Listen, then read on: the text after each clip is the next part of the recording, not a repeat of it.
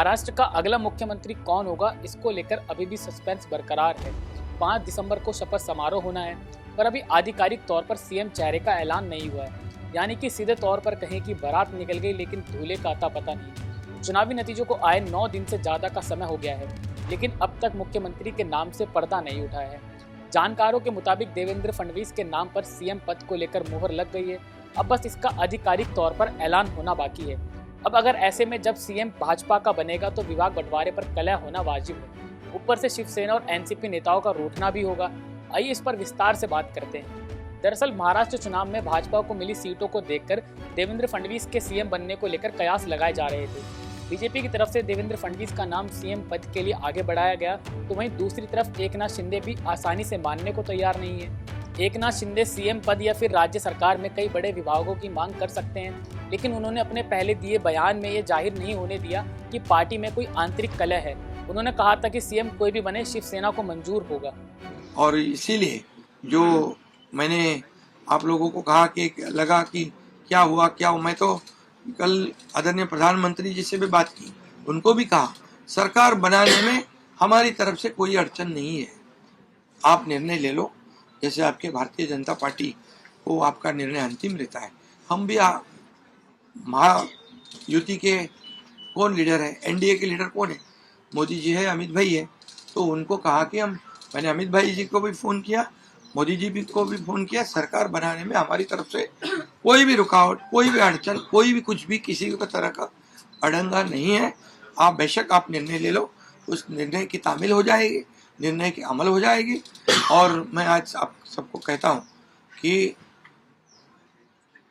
Bharatiya Janata party के वरिष्ठ नेता जो निर्णय लेंगे मुख्यमंत्री पद के बारे में, जो उनका कैंडिडेट होगा, उसको हमारा शिवसेना का पूरी तरह समर्थन है, पूरी तरह हमारा पाटिंबा उनको है, ये आपको बताने के लिए।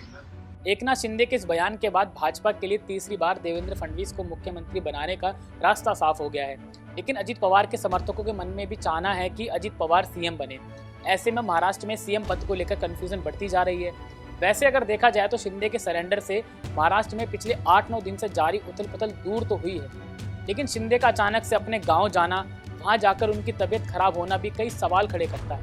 पहला सवाल, कहीं उन्होंने नाराजगी से गठबंधन से पीछे हटने का फैसला तो नहीं कर लिया। दूसरा सवाल, अगर भाजपा फडणवीस को सीएम बनाती है तो क्या वे हंसते हुए डिप्टी सीएम पद का स्वीकार कर लेंगे? जानकारों के मुताबिक शिवसेना और बीजेपी में खींचतान जारी है। महायुति को मजबूत बनाए रखने के उद्देश्य से कहीं ऐसा ना हो जाए कि पुरानी व्यवस्था को कायम रखते हुए एकनाथ शिंदे को ही पुनः मुख्यमंत्री बनाया जाए, या फिर दूसरा रास्ता यह है कि देवेंद्र फडणवीस बड़ी पार्टी के मुखिया के रूप में खुद सीएम बने और शिंदे व अजित पवार को खुश करने के लिए उनके कोटे के मंत्रियों की संख्या बढ़ा दें। लेकिन इसमें भी विभाग बंटवारे को लेकर पेच फंस रहा है। विभाग बंटवारे पर फंसा पेच।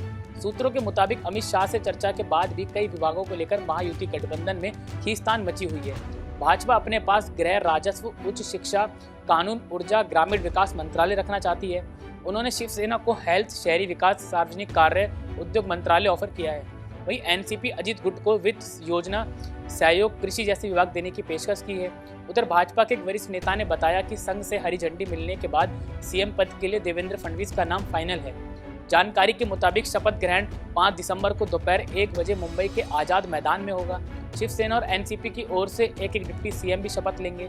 शिंदे सरकार में डिप्टी सीएम देवेंद्र फडणवीस के पास ही गृह मंत्रालय था, वो इस मंत्रालय को छोड़ना नहीं चाहते हैं। वहीं शिंदे गुट का तर्क है कि अगर डिप्टी सीएम का पद हमें मिल रहा है तो गृह मंत्रालय भी हमें ही मिलना चाहिए। शिवसेना के कुछ नेताओं का कहना है कि महायुति को इतनी बड़ी जीत शिंदे की अगुवाई में मिली है, इसलिए बिहार की तर्ज पर उन्हें मुख्यमंत्री होना चाहिए। बिहार में जदयू की कम सीटें हैं, फिर भी मुख्यमंत्री नीतीश कुमार हैं। बहरहाल शिंदे की नाराजगी आगे क्या गुल खिलाती है, ये तो देखने वाली बात होगी। महायुति गठबंधन की एक जल्द बैठक हो सकती है। जानकारी के मुताबिक महायुति की अगली बैठक में सीएम के नाम का ऐलान हो जाएगा। ऐसे में अब ये देखना दिलचस्प होगा कि क्या शिंदे डिप्टी सीएम पद स्वीकार करेंगे या फिर वे केंद्र की कैबिनेट में शामिल होंगे। ये भी देखने वाली बात होगी कि शिवसेना और एनसीपी में से डिप्टी सीएम को लेकर किसके नाम पर मुहर लगती है। खैर, सवाल तो कई हैं, अब इन सवालों के जवाब आने वाले दिनों में ही मिलेंगे। फिलहाल के लिए इतना ही। मैं सचिन, आप मेरे साथ देख रहे थे पंजाब केसरी टीवी। नमस्कार। हमसे जुड़े रहने के लिए हमारे YouTube चैनल को सब्सक्राइब करें और नई वीडियो की नोटिफिकेशन के लिए बेल आइकॉन को दबाएं।